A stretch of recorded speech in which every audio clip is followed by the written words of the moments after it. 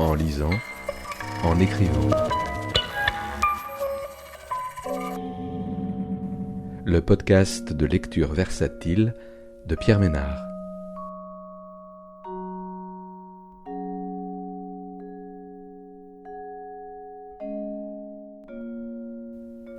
Aujourd'hui, Espèce dangereuse de Sergueï Chikaloff, paru aux éditions du Seuil en 2024.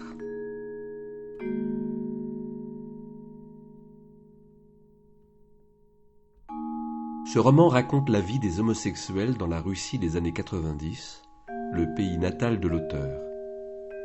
Il débute dans un tourbillon de souvenirs épars de vies passées et de sensations mêlées, une mosaïque chaotique qui reflète parfaitement le tumulte intérieur de l'auteur exposé à une liberté trop vite éprouvée. Sergueï Chikaloff, homosexuel dans un pays où l'homosexualité n'est pas acceptée, revient sur son histoire personnelle en restituant les espoirs et les désillusions d'une jeunesse broyée par les contradictions d'une Russie oscillant entre tolérance fugace et répression brutale.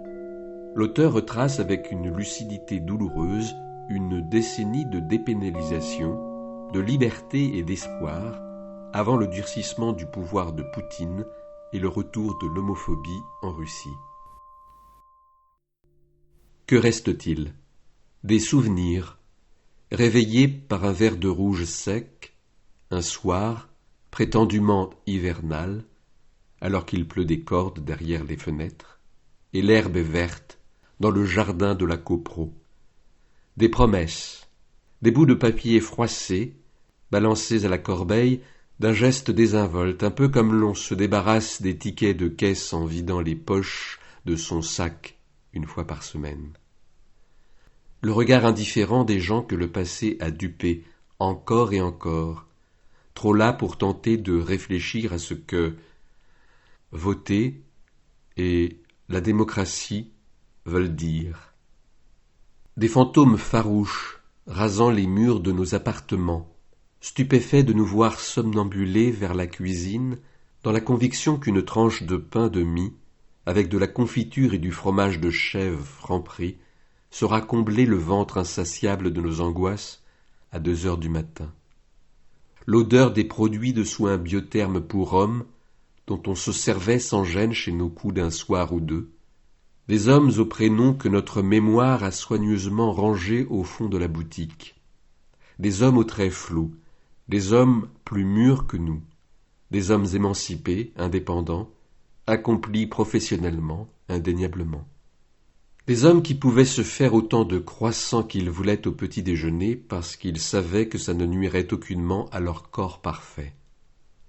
Les blousons Zara en sky craquelés et les t-shirts skinny fit aux imprimés United Color of Benetton, délavés, que nos mères peinent à évacuer des armoires alors que l'on ne retourne au foyer familial qu'une fois par an, le jour de l'an, la valise bourrée de chocolat Lindt, des palais bretons Auchan, 2 achetés, le 3e offert, et de boîtes de Doliprane, tout à fait conscients de ne plus pouvoir rentrer dans ces robes de jeunesse, et surtout dans les nouvelles lois de ce pays.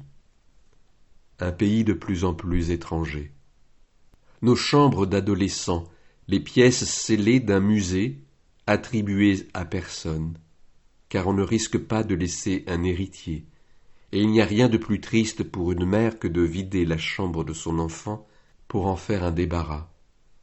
Des objets figés que personne n'ose déplacer, des dictionnaires et des livres en langue étrangère ouverts à la même page depuis des années, des babioles offertes par une fille follement amoureuse de nous au lycée, une fille qui espérait être embrassée un jour, des crèmes anti-acnéiques périmées, des prospectus d'agences de voyage proposant des tours last minute pour s'évader dans un hôtel 5 étoiles all-inclusive en Turquie ou en Égypte, des dates d'anniversaire et des événements importants surlignés au marqueur jaune fluo dans des moleskines achetées en solde, des stylos à billes made in Japan, asséchés, le mur contre lequel se sont faits les premiers selfies, le papier peint lavable dans un état impeccable comme si collé hier, Certainement parce que notre père avait bien fait bosser ses tirs au flanc d'ouzbek, tu peux me croire. Notre mère appliquant de la crème régénératrice sur les mains dans la lumière tiède d'une lampe pince accrochée à l'étagère au-dessus du lit. Sa voix faible suppliant de mettre un bonnet car il fait encore frais dehors. Les secousses de techno glissant de la discothèque Propaganda jusque dans la rue. Une entrée surplombée d'une grille en fer forgé. Grosses lettres majuscules arrachées à la nuit par la lumière du réverbère. Propaganda. Des taxis sauvages ralentissant devant de jeunes gens hilars et insouciants. Cigarettes rougeoyant dans une nuit voilée d'un rideau de neige. Des voix pointillées d'accents d'Asie centrale proposant des courses pas chères. L'odeur de la clope dans l'air glacé, et un verre de Long Island Iced Tea tremblotant dans des mains frigorifiées. Les mensonges qui les rendaient tous égaux, moscovites et provinciaux. Pas de copine parce que les études passent avant tout. Pas de copine parce que le salaire est pour l'instant trop bas pour subvenir aux besoins d'une famille. Toujours pas de copine car il faut d'abord avoir les moyens d'acheter son appartement. Des excuses à efficacité certifiée, des formules à employer pour que les gens vous laissent tranquilles, jusqu'à la mort, en attendant la mort. Des compilations MP3 de Céline Dion, Roxette, Madonna, Mylène Farmer, Jennifer Lopez, Aqua ou Érotique, et des films de Xavier Dolan, MP4, recopiés chez le copain qui possédait un graveur de disques. Le titre inscrit au feutre bleu permanent. Des boîtiers rayés empilés dans des cartons, attendant leur tour d'être anéantis dans l'humidité des escargots en métal. Ces petits hangars que tout le monde faisait construire dans les années 90 pour y ranger sa voiture, ses pots de cornichons et tout le superflu de la vie. De petits sanctuaires dont personne n'ouvre plus la porte aujourd'hui, car un parking, c'est quand même plus facile, et une chanson ou un film, ça se télécharge sur Internet. Des chansons de Zemfira fredonnées en lavant les assiettes. Une tentative pour dompter les angoisses. Je voudrais garder en bouche le goût honnête des cigarettes. Je tiens beaucoup à ton regard, je tiens énormément à ta couleur. Haruki Murakami, Ken Kesey, Vladimir Sorokin, Anna Gavalda, Amélie Nothomb, Boris Akounine et Ludmila Ulitskaya. Traduit ou en langue originale, ramassant la poussière sur les étagères ou introuvable en vente libre aujourd'hui. Des notes au crayon dans les marges, des mots incompris soulignés de rouge ou encerclés, des pensées interdites. Des yeux étonnés rivés sur la grande affiche du Secret de Brokeback Mountain, au-dessus de l'auvent du cinéma sur la place Pouchkine, 4 spots d'éclairage, 8 nominations aux Oscars. Les magasins multimédia Studios Soyouz distribuant les disques officiels sous licence, accompagnés de livrets avec des photos inédites et les paroles des chansons si inabordables mais si beaux. Les premiers barbershops Tony & Guy, leurs après-shampoings à 600 roubles importés directement d'Angleterre et appliqués par les mains d'or des coiffeuses habilitées après une formation de 5 jours à Londres. Toutes les chansons du premier album de Tattoo, résonnant comme un écho dans la tête à force de les avoir écoutées jour et nuit. La cassette achetée chez un petit disquaire non loin de la place des Trois Gares, 200 km/h in the wrong lane. Le visage du vendeur, un grand blond, au nez magnifique, qui pourtant ne lui plaisait pas trop gros. Des mains de pianiste, des yeux bleus ornés de longs cils. Son prénom aussi, qui est encore surligné en gras parmi tous les autres, car il avait eu le courage de proposer un échange de numéros. Personne n'a jamais appelé personne.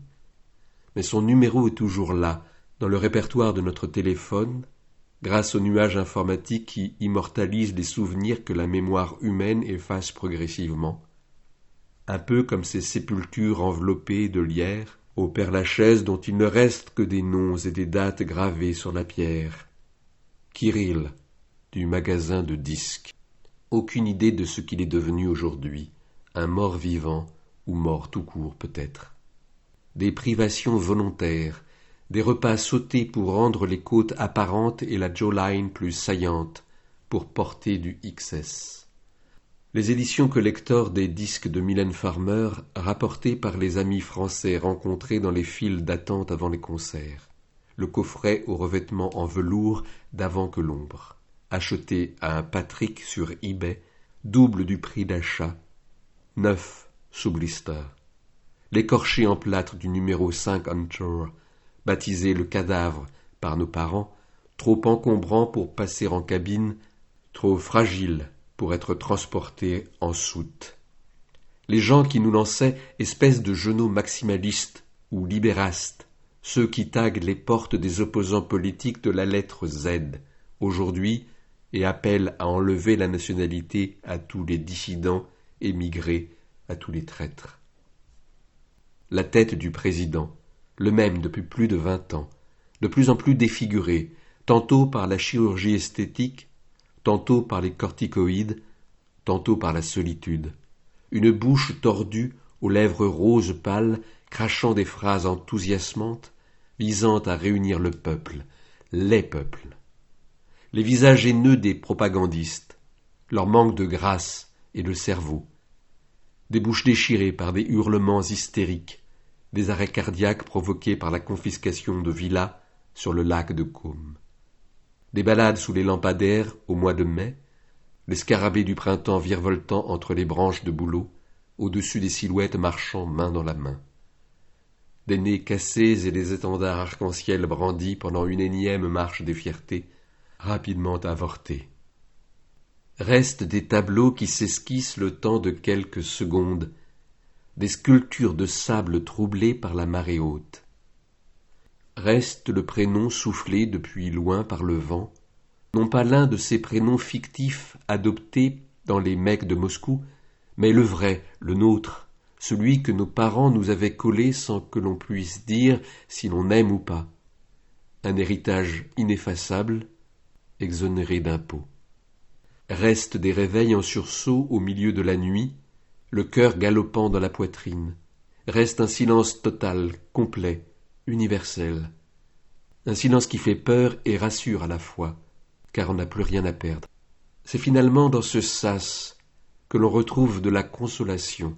C'est finalement là que la mort et la renaissance se regardent sans se détester. On, je, toi et moi, nous. Et puis la nuit s'empare de tout, une page se tourne et la journée se lève. Entre nous reste l'amour.